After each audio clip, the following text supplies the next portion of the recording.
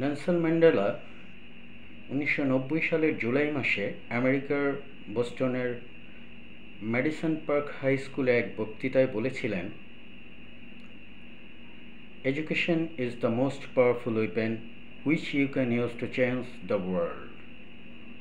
মানে হচ্ছে, শিক্ষা হচ্ছে সবচেয়ে শক্তিশালী সেই অস্ত্র যা তুমি ব্যবহার করে পৃথিবী বদলে দিতে পারো।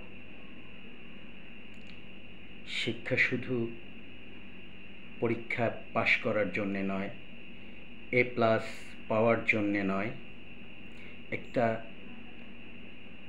চাকরি করার জন্যে নয়। শিক্ষা হচ্ছে সেই শক্তি যা মানুষকে মানুষ হিসেবে গড়ে তুলবে,